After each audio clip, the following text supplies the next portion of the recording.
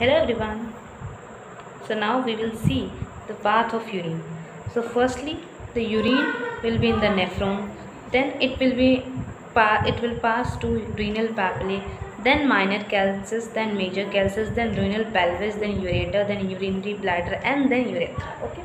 Now what is micturition? Micturition is process of release of urine is called micturition. And what is micturition reflex? So the urge to pass the urine is called micturition reflex. How our brain got signal that we need to pass the urine. So the flow chart is there. So we will see that how the brain got signal. Okay. Now urinary bladder, when the urinary bladder filled, then the stretch receptors which are present in urinary bladder activate, and then it gives signal to CNS. It gives signal to CNS. CNS is central nervous system. Okay. And then internal sphincter opens and causes micturition reflex. Due to this, external sphincter opens and then urine will pass. Okay. So this is how the brain got signal. Okay, मैं हिंदी में समझा देती हूँ एक बार. Urinary bladder जब fill हो जाएगा urine से, तो स्ट्रेच रिसेप्टर्स जो कि प्रेजेंट होते हैं यूरिनरी ब्लैडर पे, वो एक्टिवेट हो जाएंगे. वो सिग्नल पास करेंगे सीएनएस को. सीएनएस सिग्नल देगा कि इंटरनल स्फिंक्टर जो ओपन कर दें, एंड वो कॉज करेगा micturition reflex, means urge to pass. When there is urge to pass urine, तो एक्सटर्नल स्फिंक्टर जो कि वॉलंटरी होता था वो ओपन हो जाएगा, एंड देन यूरिन हमारी पास हो जाएगी. Okay. Now we will see the structure of nephron. Now what is nephron? जैसे हमारी जो बॉडी है वो सेल्स से बनी है. Cell is the structural and functional unit of the body. Okay. वैसे ही किडनी का जो स्ट्रक्चरल एंड फंक्शनल यूनिट है वो नेफ्रॉन है. Okay. Nephron is 3 centimetre long and 20 to 60 micrometre in diameter. Okay. Now we will see how the structure, not how, structure of nephron. Okay. So this is the tube coming. This is not the tube, this is a blood vessel that is called afferent arteriole. Okay. And it is slightly thicker than efferent arteriole. afferent arteriole में क्या हुआ कि blood जो है वो oxygenated blood हमारा जो है वो हमारे ये जो पार्ट है ग्लोमेरुलस. ग्लोमेरुलस क्या होता है? टफ्ट ऑफ कैपिलरीज होता है. मीन्स बहुत सारी कैपिलरीज का जब वो टफ्ट बन जाता है, मीन्स गुच्छा बन जाता है, उसको ग्लोमेरुलस बोलते हैं. ओके.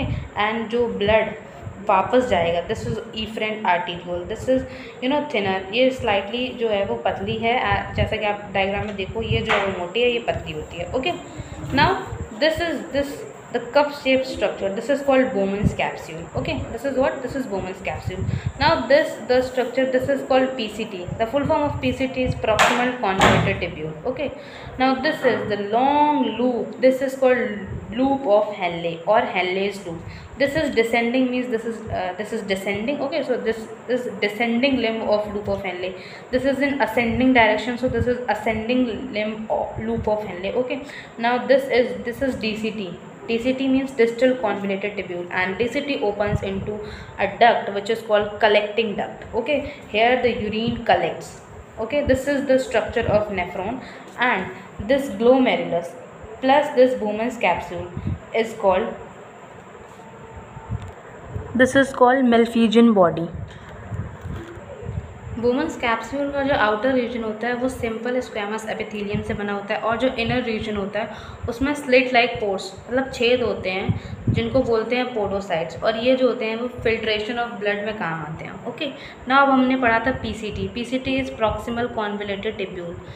अब पीसीटी के बारे में देखते हैं. तो पीसीटी के जो सेल्स होते हैं वो ब्रश बॉर्डर एपिथेलियम सेल्स होती हैं, एंड ये जो होती हैं ये अब्जॉर्प्शन के लिए होती हैं. ओके. नाउ पीसीटी में क्या होता है कि हाई नंबर ऑफ माइटोकॉन्ड्रिया होता है फॉर रीअब्जॉर्प्शन. मैक्सिमम रीअब्जॉर्प्शन जो होगा वो पीसीटी में ही होगा, तो इसमें high number of mitochondria present है. माइटोकॉन्ड्रिया हेल्प करते हैं रीअब्जॉर्प्शन में. नाउ नेक्स्ट है हमारा loop of Henle. Loop of Henle में था डिसेंडिंग लिम्ब और असेंडिंग लिम्ब. ओके. तो डिसेंडिंग लिम्ब में जो अपर पार्ट होता है वो होता है सिंपल क्यूबॉइडल एपिथेलियम का, एंड जो लोअर पार्ट है वो है सिंपल स्क्वैमस एपिथेलियम का. और जो असेंडिंग लिम्ब था, असेंडिंग लिम्ब में क्या है कि जो अपर पार्ट है वो थिक सिंपल क्यूबॉइडल एपिथेलियम का है, एंड लोअर पार्ट जो है वो हमारा सिंपल स्क्वैमस एपिथेलियम का है. देन हम देखते हैं डीसीटी के बारे में. Okay. Now we will see about DCT. DCT, the full form of DCT is distal convoluted tubule it is lined by cuboidal epithelial cells and इसमें ब्रश बॉर्डर एब्सेंट होता है। पीसीटी में ब्रश बॉर्डर प्रेजेंट होता है, इसमें brush border absent होता है। और डीसीटी फिर एंटर करेगा कलेक्टिंग डक्ट में। ओके, डीसीटी इस किसमें एंटर करेगा? कलेक्टिंग डक्ट में। वहाँ से क्या होगा?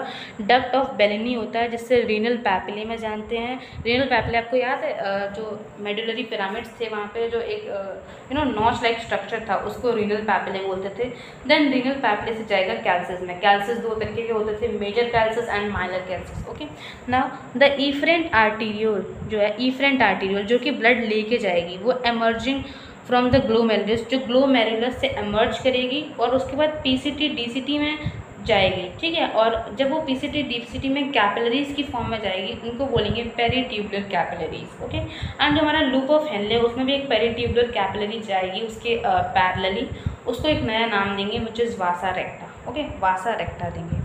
एंड वासा रेक्टा जो आप आगे काउंटर करंट मैकेनिज्म पढ़ेंगे उसमें बहुत ही ज़्यादा हेल्पफुल है। एंड देन वासा रेक्टा से वो रीनल वेन के थ्रू जो ब्लड है वो निकल जाएगा। Okay, so that's it for today. If you want to know more about human physiology, more about human excretory system, then subscribe this channel and share this video as much as you can and like this video.